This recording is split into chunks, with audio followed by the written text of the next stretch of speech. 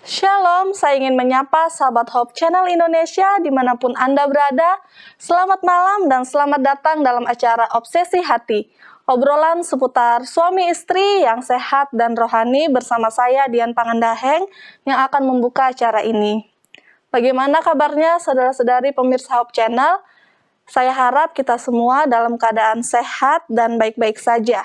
Sekalipun kita merasa tidak baik-baik saja, memiliki masalah dalam keluarga, di dalam kehidupan kita, dan khususnya di dalam rumah tangga, Anda berada dalam acara yang tepat. Karena acara ini kita akan berbincang-bincang membahas seputar persoalan rumah tangga, dan yang akan menjadi narasumber yaitu Pendeta Jonathan Kuntaraf dan Ibu Kathleen Kuntaraf. Dan akan dipandu oleh moderator kita, Bapak Leo Sumampau dan Ibu Fitri Sumampau Sitorus. Acara ini Anda bisa menyaksikan melalui siaran parabola, TV kabel IndiHome Channel 870, dan melalui sosial media Hope Channel Indonesia, baik di YouTube maupun di Facebook. Anda juga bisa menyaksikan melalui website kami di hopechannel.id, dan pastikan juga Anda mendownload aplikasi Hope Channel Indonesia di gadget Anda masing-masing. Tanpa berlama-lama lagi, saya ingin menyapa moderator kita, yaitu Bapak Leo dan Ibu Fitri. Selamat malam. Shalom, Selamat malam.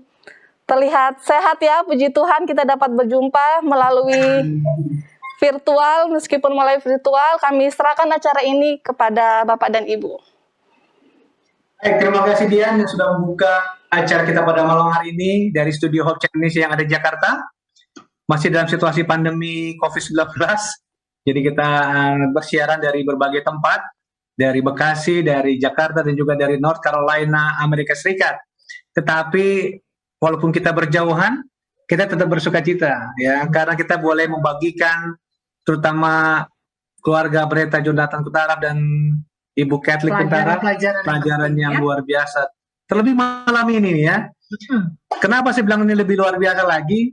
Karena apa judulnya malam ini? Doa dalam keluarga. Doa dalam keluarga. Doa itu adalah nafas hidup.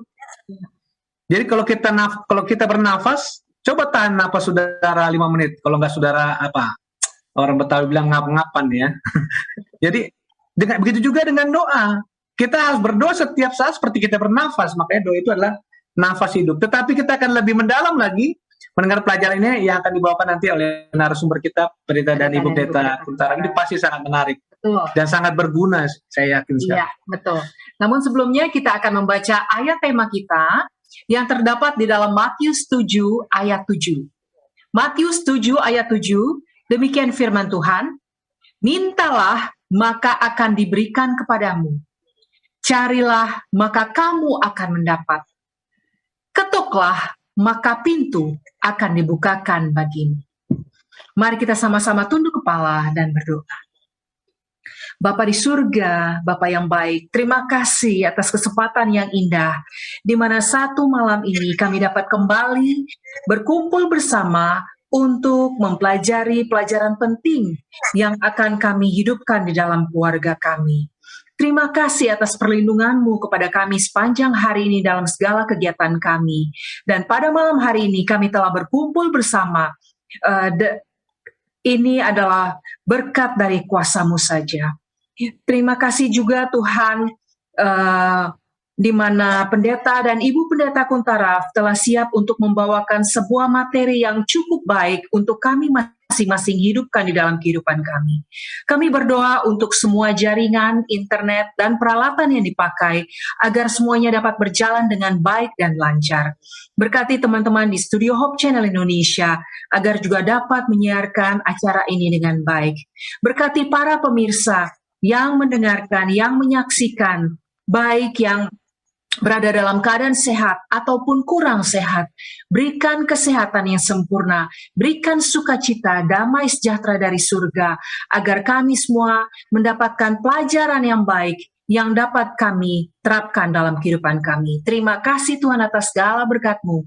Ampuni dosa kami, dalam nama Yesus kami berdoa. Amin. Amin. Ya, baik. Diingatkan kembali kepada para pemirsa setia Hope Channel Indonesia, apabila saudara punya pertanyaan, jangan ragu-ragu kirimkan pertanyaan saudara ke nomor call center daripada Hope Channel Indonesia yang nomornya ada di layar kaca Anda. Atau saudara juga bisa menulisnya di kolom chat dari media sosial daripada Hope Channel, yaitu di YouTube dan juga Facebook. Saudara tidak usah tentukan nama saudara, cukup pertanyaan dan lokasi di mana saudara berada. Ya, kita saatnya untuk menyapa narasumber kita yang ada di North Carolina. Ya, Shalom, selamat pagi Pendeta dan Ibu Pendeta Kuntara. selamat pagi di Amerika. Shalom, ya selamat Leo dan malam di Fitri. Indonesia. Ya, selamat malam di Indonesia. Ya. Salam sehat selalu, pendeta dan pendeta. Ya, Selamat puji siang. Terima Tuhan. kasih, sehat. Puji Ya. Tuhan. Puji Tuhan. Mungkin kita akan langsung saja karena kita udah nggak sabar ya Iya. mendengar materi kita pada malam hari ini, Kami- doa dalam keluarga. Kami persilahkan. Baik, terima kasih. Jadi pemirsa yang berbahagia, kita ingin belajar bersama-sama mengenai doa dalam keluarga. Dan ayat yang telah dibacakan tadi terdapat di dalam Matius 7 ayat yang ke-7. Ya. Yang tadi sudah Fitri bacakan, di mana dikatakan, mintalah, maka akan diberikan kepadamu. Carilah, maka kamu akan mendapat. Ketoklah, maka pintu akan dibukakan bagimu. Jadi kita melihat bahwa Tuhan sebetulnya mengundang kita agar kita dapat memohon kepadanya, ya, menunjukkan adanya satu komunikasi antara Tuhan dengan kita atau kita kepada Tuhan. Dan ini adalah satu perkara yang kita dapatkan banyak sekali pengalaman-pengalaman dalam Alkitab. Sebetulnya doa itu apa? Ya, kalau kita baca di dalam buku yang berjudul Prayer, yaitu dikatakan bahwa doa adalah membuka hati kita kepada Tuhan. Sama seperti kepada seorang teman. Ini ditulis dalam buku Prayer oleh Ellen G. White, halaman 8. Jadi doa itu adalah curhat. Kita ngomong kepada Tuhan, buka hati kita kepada Tuhan. Sama seperti kita bicara kepada teman. Jadi Ya. sebetulnya bukanlah satu perkara yang sangat sukar untuk kita lakukan, ya. Dan Alkitab mempunyai banyak sekali kisah doa dalam Alkitab. Ya. Ya. Seperti kisah Abraham, ya, Dia bagaimana berdoa. berkomunikasi kepada Tuhan, dia dengar suara Tuhan dan dia memohon kepada Tuhan. Dia seperti teman saja dia. Hmm. Nah, kita ingat pada saat dia berbicara mengenai masalah ini malaikat yang mau pergi ke Sodom dan Gomora, dia berbicara ya seperti kepada Tawar-tawar. teman, saling tawar-menawar. Ya. Dan kita lihat juga bagaimana Daniel, ya, kita lihat di dalam gambar ini, ya, Daniel itu sudah dibilang nggak boleh berdoa, tapi dia tetap berdoa aja sampai orang ngintip-ngintip lihat, wah, dia berdoa rupanya. Kita harus laporkan kepada raja supaya dia dimasukkan ke lubang singa. Dan Itu. kalau kita bahas tentang buku Nehemia, kita dapatkan seorang yang selalu berdoa. Pada saat dia dengar berita tentang Yerusalem, ya, tembok Yerusalem, langsung dia berdoa, ya. Kemudian pada saat mau ketemu dengan raja, dia berdoa. Kemudian pada saat dia mau bertindak, dia berdoa. Kita sebutkan ini adalah a man of instant prayer. Apa itu instant? Ya, instant itu seperti Instant noodle. instant noodle. Apa itu instant noodle? Itu adalah Seketika. super mie, ya, Indomie. Jadi kita hanya tinggal taruh air, kemudian apa? Sudah siap untuk dimakan. Makan. Nah, instant prayer artinya pada setiap saat, artinya kapan saja ada masalah dan sebagainya, atau Berdoa. pujian, langsung berdoa kepada Tuhan. Ya, jadi a man of instant prayer, ya, luar biasa. Ya. Nah, dan kita lihat kalau kita baca buku Hana, bagaimana dia, kan dia sudah di ngenyek-ngenyek sama penyanyi. Kamu nggak orang mandul apa semua, tapi dia bagaimana dia berbicara pada Tuhan, curhat kepada Tuhan. Dia berdoa sampai itu dia pikir dia adalah orang yang sudah mabuk karena dia komat kamit sendiri. Ya, jadi kita lihat bahwa bagaimana dekatnya dia kepada Tuhan. Dia curahkan problemnya kepada Tuhan, curhat kepada Tuhan. Dan betul-betul Tuhan mengabulkan akan doanya, makanya dia dapatkan anak, yaitu Samuel, ya, murid-murid Yesus, ya, mereka berdoa sesudah Yesus naik ke surga, ya. Kemudian mereka selalu berdoa, ya, bersekutu bersama-sama dengan Tuhan, dan dikatakan mereka berdoa dengan sehati. Nah, sebetulnya apa sebabnya kita harus berdoa, ya? Mengapa kita harus berdoa? Kita coba lihat beberapa perkara yang sangat penting yang kita bisa dapatkan di dalam berbagai macam pengalaman. Kita dengar apa yang disebutkan dengan pengalaman dari Francis Galton. Nah, Francis Galton ini pada tahun 1872 dia itu adalah sepupu dari Charles Darwin. Jadi kita tahu bahwa orang yang menemukan evolution theory ya, dia itu sama sekali nggak percaya. Set out to prove that prayer has no impact on life. Bahwa doa itu sama sekali tidak mempunyai dampak yang positif kepada kehidupan manusia. Nah, sejak dari itu banyak sekali orang mau menunjukkan bahwa Francis Galton ini salah. Mereka mengadakan banyak sekali penelitian-penelitian mengenai prayer, mengenai doa. Nah, waktu itu ada 500 penelitian-penelitian doa secara ilmiah, ya, dan itu harus diberikan kepada Office of Prayer Research. Jadi itu adalah office yang the clearing house. Jadi kalau office itu sudah baca dan lihat bahwa penelitian ini adalah benar-benar dapat dipertanggungjawabkan, baru dia keluarkan ke publik. Jadi ada sebanyak 500 penelitian-penelitian ilmiah yang dikeluarkan. Nah, waktu itu yang saya sangat senang sekali lihatnya adalah penelitian yang dilakukan oleh Margaret Poloma dan Brian Pendleton. Jadi dengan memakai factor analysis, mereka mendapatkan ada 4 macam doa. Pertama kali adalah colloquial prayer, yaitu ya, seperti doa percakapan, doa curhat ya, doa bicara. Kemudian kedua yaitu petitional prayer, yaitu dia hanya mengajukan permohonan saja kepada Tuhan. Ya. Dan yang ketiga adalah ritual prayer. Ya. Jadi berdoa tetapi secara ritual. Ya. Jadi hafal-hafal aja atau baca buku. Tidak mengandung arti yang berarti sekali. Ya. Dan yang keempat adalah meditative prayer, yaitu doa meditasi. Ya, dia pikir. Nah, ini Margaret dan Brian katakan, setelah mereka mengadakan penelitian, justru bahwa colloquial prayer, kalau kita berbicara curhat kepada Tuhan, ya, itulah yang terbaik. Karena Tuhan tuh mau mempunyai relationship sama kita. Tuhan mau berhubungan baik dengan kita. Tuhan mau kita rapat dengan Tuhan. Ya, kita close kepada Tuhan, dekat kepadanya. Jadi colloquial prayer itu berbicara kepada Tuhan sama seperti kita berbicara kepada teman itu adalah yang terbaik. Itu yang memberikan dampak positif. Jadi dampak positif diperoleh melalui doa percakapan. Ya. Baik, nah sekarang kita coba lihat apakah memang ada kuasa di dalam doa. Maka apa yang dikatakan oleh Dr. Larry Doshi, dia katakan, I decided not to employ prayer with my patients was the equivalent with holding a potent drug or surgical procedure. Jadi dia bilang, katanya kalau kita bilang sama pasien-pasien, jangan berdoa ya. Oh, itu sama seperti kita tidak memberikan kepada dia obat. Atau kalau kita tidak berdoa maka itu sama seperti menahan satu obat yang sangat penting sekali supaya mempunyai dampak yang positif. Dampak yang positif untuk kesembuhan daripada orang tersebut.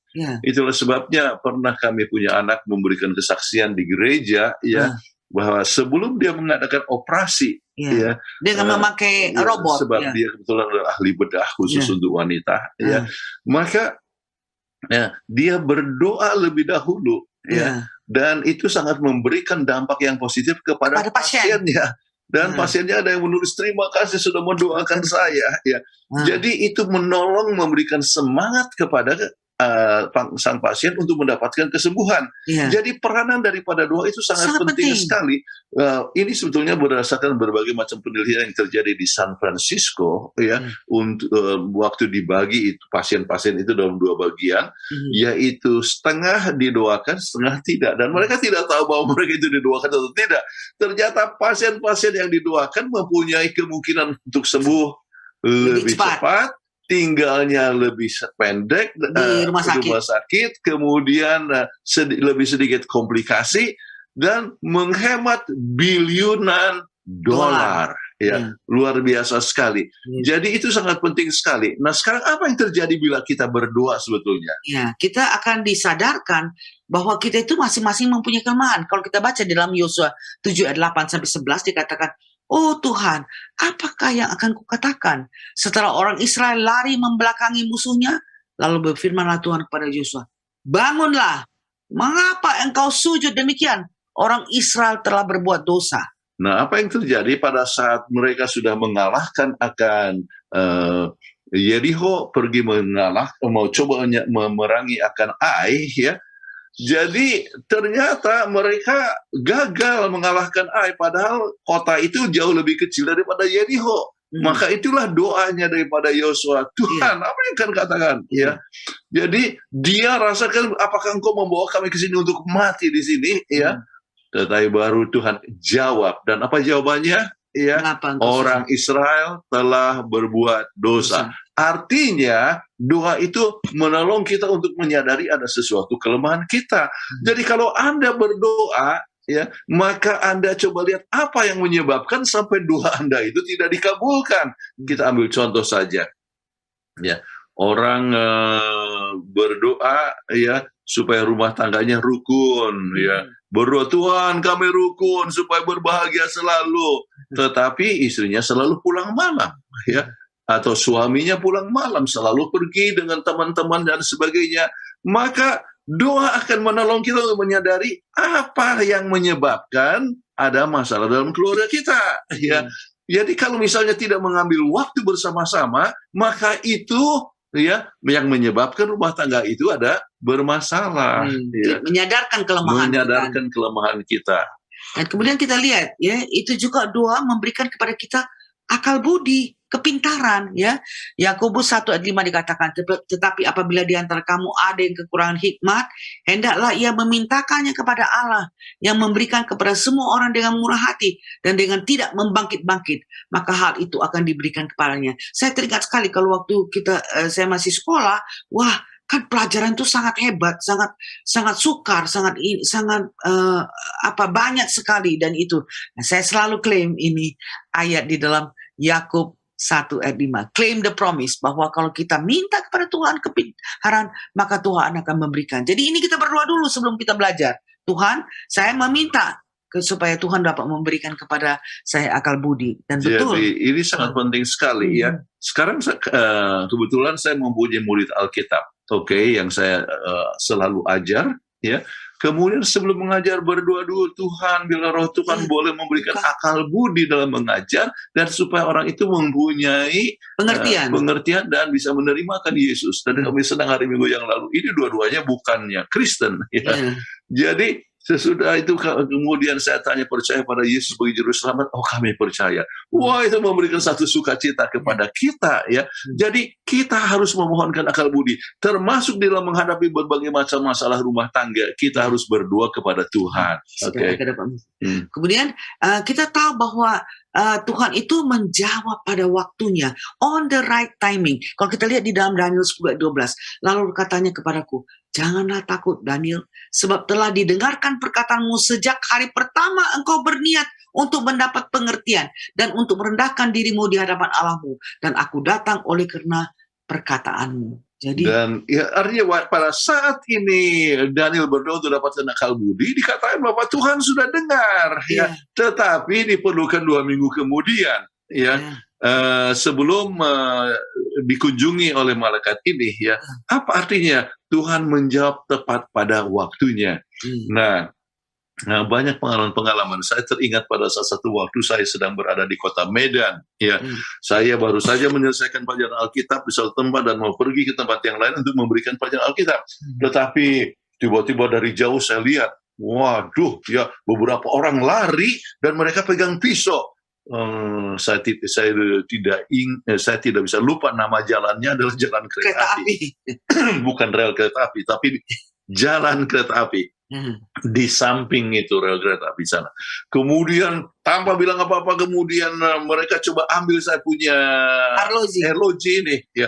Wah, waktu itu saya masih muda, ya. Ini tahun 50 tahun yang lalu, kemudian saya coba tangkis begini. Kemudian dia coba lagi dengan pisaunya, ya. Saya coba lawan lagi. Akibatnya saya punya tangan ini berlumuran darah, ya. Salah satu mau ambil saya punya ballpoint di sini. Kemudian terambil. Kemudian saya lihat salah satu sudah tidak sabar dengan saya. Kemudian mau coba tusukkan itu pisau ke arah perut saya, ya.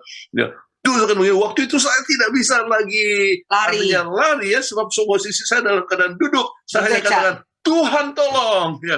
Apa yang terjadi? Tusukan pisau itu persis kena saya punya belt, kepala daripada tali pinggang. Tali pinggang. Kemudian persis pada waktu itu ada seorang satu taksi berhenti, ya. Kemudian orang yang tinggi besar keluar, langsung pergi. Mereka lari. Sebetulnya saya punya ballpen Parker di sini, ya, sudah dicopet, tetapi waktu lari terjatuh. Ya, saya tidak kehilangan apa-apa. Tetapi yang saya ingin katakan adalah pada saat saya berkata, Tuhan tolong. Ya, itu adalah satu doa dan Tuhan menjawab doa pada waktunya. Nah, dalam berbagai macam masalah rumah tangga, sering kita harus berseru kepada Tuhan dan Tuhan mengetahui kapan waktu yang tepat untuk menjawab doa kita. Nah, di dalam buku Acts of the Apostles halaman 48-50 dikatakan setiap hari mereka berdoa agar dapat menerima kemurahan Tuhan yang segar sehingga mereka makin lama makin menuju ke kesempurnaan. Jadi tidak bisa satu hari berlalu tanpa berdoa. Dan ini pengalaman daripada rasul-rasul dan akhirnya betul-betul mereka dapatkan kecurahan daripada Roh Kudus, ya. Jadi berdoa setiap hari. Kita percaya bahwa kita harus mempunyai kehidupan yang banyak berdoa. Oke. Dan sekarang beberapa orang muda berpikir, ya, bagaimana caranya saya mendapatkan jodoh yang baik, ya, yang tepat, ya. Doa dalam persiapan keluarga. Apa yang kita dapatkan pengalaman daripada Abraham waktu mencari jodoh untuk anaknya? Ya, kalau kita baca di dalam Kejadian 24 ayat 7 dikatakan Tuhan Allah yang empunya langit yang telah memanggil aku dari rumah ayahku serta dari negeri sanak saudaraku dan yang telah berfirman kepadaku serta yang bersumpah kepadaku demikian kepada keturunan mula akan kuberikan negeri ini. Dialah juga akan mengutus malaikatnya berjalan di depanmu sehingga engkau dapat mengambil seorang istri dari sana untuk anakku. Ini hebat sekali, ya. Berdoa supaya mengutus satu orang supaya dapatkan seorang yang cocok untuk anaknya. Jadi rupanya kita bisa berdoa untuk dapatkan jodoh, ya, untuk anak kita atau untuk cucu kita. Dan pada saat ini pegawai daripada Abraham sudah tiba di Haran, kemudian apa yang dibuat? Kejadian 24 ayat 12. Ya, lalu berkatalah ya, Tuhan Allah Tuanku Abraham, buatlah kiranya tercapai tujuanku pada hari ini. Tunjukkanlah kasih setiamu kepada Tuanku Abraham. Jadi dia untuk melaksanakan perintah daripada bosnya Abraham, dia juga harus berdoa. Dia berdoa supaya Tuhan bisa petunjukkan orang yang tepat. Siapa? Akhirnya dia bisa dapat Rebeka. Ya. Jadi hal yang sangat penting sekali. Jadi berdoa untuk mendapatkan jodoh, ya. Jadi para orang tua yang anaknya masih belum mendapatkan orang yang tepat, tidak usah segan untuk selalu berdoa. Dan Anda juga yang ingin mendapatkan jodohnya, ya, istri atau suami adalah kita harus ingat itu adalah berkat Tuhan dan kita harus berdoa. Amsal 18 ayat 22. Ya, siapa mendapat istri mendapat sesuatu yang baik dan ia dikenan Tuhan. Ya, kalau dapat istri yang baik karena hasil doa, wah, bagus sekali. Tapi kalau tidak berdoa, kadang-kadang mendapat istri yang justru tidak support kepada suami, malahan menjatuhkan suami. Jadi kita perlu untuk menyadari bahwa istri yang suportif adalah berkat dari Tuhan. Oke. Dan kita perlu ingat, ya, perlu berdoa untuk mendapatkan yang tepat. Amsal 13 ayat 20. Siapa bergaul dengan orang yang bijak, menjadi bijak. Tapi siapa berteman dengan orang bebal, menjadi malas. Nah, itulah yang diharapkan bahwa kita mau dapatkan orang yang baik, yang bijak, ya. Dan untuk itu, maka kita perlu banyak bergaul supaya dapatkan orang yang sangat tepat. Sebab kalau tidak, pasangan kita tidak akan membawa kita ke surga, tetapi pasangan kita akan membawa kita ke neraka. Jadi sangat penting sekali. Oke. Tapi kita tahu bahwa Tuhan punya rencana yang baik. Kita harus berdoa untuk rencana Tuhan yang terbaik itu. Yeremia 29 ayat 11. Sebab aku ini mengetahui rancangan apa yang ada padaku mengenai kamu. Demikianlah firman Tuhan, yaitu rancangan damai sejahtera dan bukan rancangan kecelakaan, untuk memberikan kepadamu hari depan yang penuh pengharapan. Sebab yang kita lihat, ya, itu hanya luarnya. Kita bisa lihat, oh ini orangnya, oke lah, dia ganteng apa semua. Tapi kita kan nggak bisa lihat hatinya. Tapi Tuhan bisa lihat hatinya. Jadi kita harus berdoa sebab Tuhan saja yang mengetahui siapa orang yang paling tepat untuk kita. Ya, saya jadi teringat kepada pengalaman pribadi ya. Pada tahun pertama saya coba mendekati satu, tidak cocok ya. Kemudian sampai kepada tingkat 4 ya, maka tiba-tiba ada satu orang yang datang kepada saya. Waktu itu saya sedang kerja di perpustakaan, ini di Universitas Advent Indonesia. Kemudian seorang katakan, Bang, ada seorang yang cocok sama abang. Oh, di mana? Ya, oh, di Medan, Bang. Wah, Bandung ke Medan kan jauh sekali ya. Tetapi kenapa cocok ya? Oh, orangnya aktif, Bang, ya. Kemudian dia selalu kasih seminar apa semua. Ya, jadi bagus jadi istri pendeta, Bang, ya. Jadi, wah, langsung saya dengar itu langsung tertarik. Apa yang saya buat? Saya pergi ke saya punya kamar, saya berlutut dan berdoa. Dan apa yang saya doakan? Tuhan, berikanlah kesempatan kami ketemu saja. Tuhan, berikanlah kesempatan kami untuk bertemu. Ya. Dan apa yang terjadi beberapa bulan kemudian dapatkan berita bahwa semua tamatan daripada kependetaan akan pergi ke Medan. Wah, Tuhan kasih kesempatan kita untuk bertemu. Ya. Kemudian, ya, berangkatlah kami ke Medan. Sesudah tiba di Medan, saya tiba di pelabuhan, waktu itu naik kapal kan. Oh, mana itu garis? Oh, nggak ada ya. Di pelabuhan. Kemudian waktu ke gereja, saya lihat ada seorang yang sedang berbicara untuk memberikan akan promosi namanya pembicaraan, itu Sekolah Sabat. Kemudian saya dengar, wah pasti ini orangnya. Dan betul, dialah orangnya. Tetapi tidak ada kesempatan untuk bertemu. Tetapi pada minggu berikutnya, hari Sabtu berikutnya, pada saat kami pergi ke Sekolah Sabat, ya, teman saya mengajar, kemudian gadis ini ada di situ dan dia mengajukan pertanyaan, ya, dan saya jawab, ya. Kemudian sesudah itu, sesudah selesai acara Sekolah Sabat itu, maka gadis itu kata, terima kasih sudah jawab pertanyaan saya. Itu adalah kata-katanya yang pertama. Dan apa yang terjadi ialah bahwa waktu di dalam KKR itu, saya sebagai protokol dan gadis itu sebagai pianis. Jadi sebelum acara mulai, kita berdoa bersama-sama. Sebelum berdoa, ya, kita sering ngomong-ngomong, oh kok cocok ini ya, cocok. Akhirnya untuk pendek cerita, 7 tahun kemudian kami menikah. Baik, kami percaya bahwa kami bertemu oleh sebab doa. Ya. Jadi kembali kepada mereka yang mencari akan jodoh, banyak berdoa, ya, Tuhan akan memberikan seorang yang sangat tepat sekali. Oke, nah sekarang doa dalam keluarga. Ya. Baik, apa yang kita lihat di dalam Kejadian 20 ayat 17? Ya, 2, menyediakan penyembuhan dalam keluarga. Jadi bila anak-anak ada sakit atau istri sakit, lalu kita ambillah Alkitab ini, buka Kejadian 20 ayat 17, dikatakan, lalu Abraham berdoa kepada Allah, dan Allah menyembuhkan Abimelek dan istrinya dan budak-budaknya perempuan sehingga mereka melahirkan anak. Jadi kita lihat bahwa ternyata doa untuk mendapatkan anak, ya, atau kesembuhan daripada sakit itu adalah banyak tergantung kepada doa, dan Tuhanlah yang menjadi sumber daripada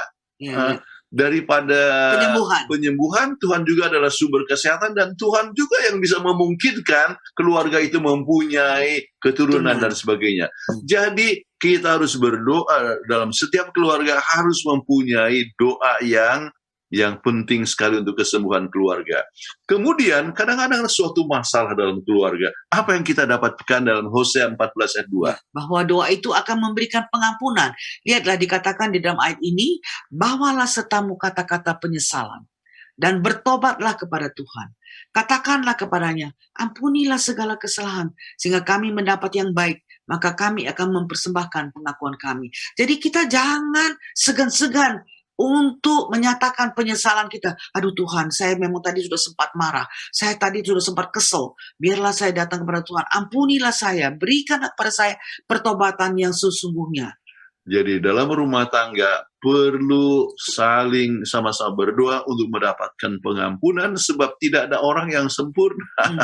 Kita perlu untuk masing-masing Mengampuni satu sama lain. mengampuni ya, dan kita perlu mendoakan satu sama lain. Ya. Baik, yang berikut adalah kita coba lihat bahwa doa juga memberikan kekuatan melawan godaan dan pencobaan. Markus 14 ayat 38. Berjaga-jagalah dan berdoalah supaya kamu jangan jatuh ke dalam pencobaan. Roh memang penurut tetapi daging lemah. Kadang-kadang kita merasa ya bukan saja dalam hal apa ya, misalnya dalam makan aja ya, kita sudah pelajari bagaimana untuk menghidupkan suatu kehidupan yang pola hidup yang sehat. Kita tahu ini makanan, ini makanannya nggak bagus, ini makanan ini nggak sehat makanannya, ini makanan yang sehat. Tapi kita berdoa, Tuhan tolonglah supaya saya mempunyai jiwa yang penurut. Ini kepengen mau makan yang gak enak ini. Ya seperti kita punya cucu katakan. Dia selalu pergi bilang, Oma, look at this. Wow, this is so good. Dia lihatlah kue-kue yang manis-manis. Atau itu bilang, terus saya tanya sama dia, apakah ini baik untuk kesehatan? No, it tastes good. But it's not healthy. Ya, ini enak rasanya tapi jadi dia mesti kita berdoa supaya daging kita yang lemah ini kepengennya yang enak-enak aja Yang ini selera tinggi ini ya supaya dapat Tuhan pedamkan supaya kita memilih bukan karena selera tapi kita memilih karena kita tahu itu yang terbaik. Jadi kita berdoa. Jadi sangat penting sekali supaya kita dapatkan kekuatan untuk melawan akan godaan. Ya. Dan dalam rumah tangga kan banyak sekali godaan. Kadang-kadang seorang suami bisa tertarik kepada wanita yang lain, atau mungkin seorang istri tertarik kepada laki-laki yang lain. Perlunya berdoa supaya dapatkan kekuatan supaya rumah tangga itu tetap langgeng adanya. Ya. Terus kita lihat lagi kemudian bagaimana doa itu memenuhi kebutuhan kita. Kalau kita lihat dalam Matius 21 ayat 22 dikatakan, dan apa saja yang kamu minta dalam doa dengan penuh kepercayaan, kamu akan menerimanya. Jadi sangat penting untuk berdoa ya untuk mendapatkan kebutuhan kita. Ya banyak sekali kan kebutuhan dalam rumah tangga ya. Selama itu adalah sesuai dengan kehendak Tuhan ya. Jadi itu sangat penting. Kemudian mendoa memberikan suatu perdamaian. Kita mau rumah tangga yang damai. Bagaimana caranya? Filipi 4 ayat 6.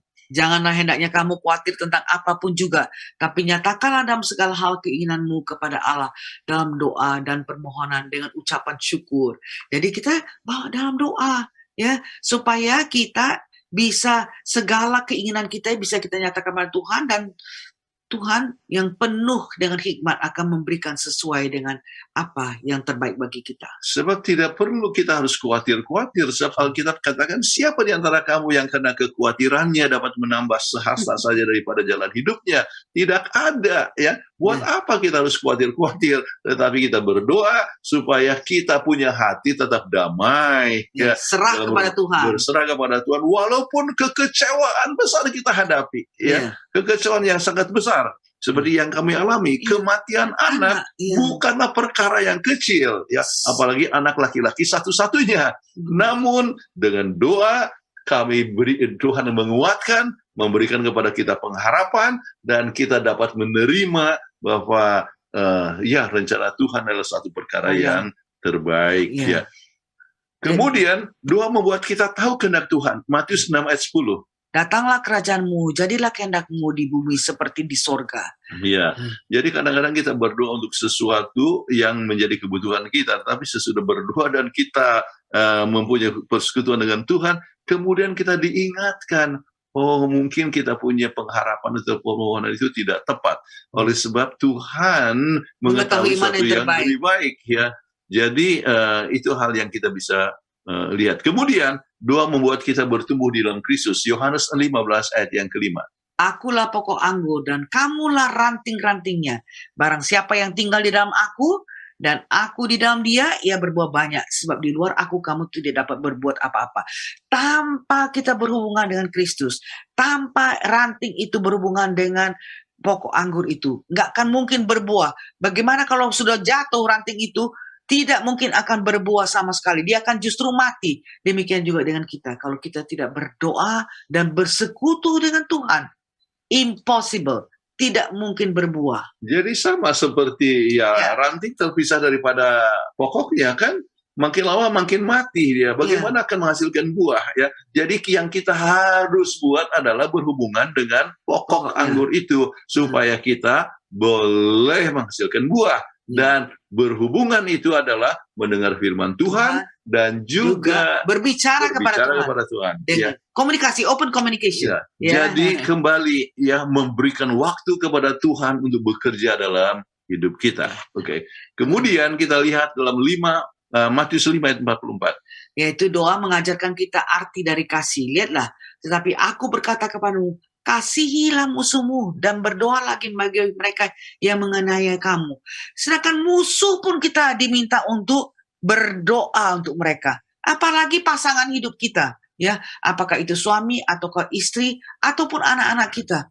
Biarlah kita berdoa supaya kita bisa mengerti bagaimana untuk mengasihi pasangan hidup kita. Dan doa itulah yang menyebabkan kita dapat lebih mengasihi. Jadi para suami doakan istri, kemudian istri doakan suami, dengan lebih banyak berdoa, maka lebih banyak mengasihi satu sama lain. Ya. Doa dapat mengusir setan. Ya, kita baca dalam Matius 17 ayat 21. Jadi ini tidak dapat diusir kecuali dengan berdoa dan berpuasa. Sebab setan itu pintar loh. Setan itu kan dari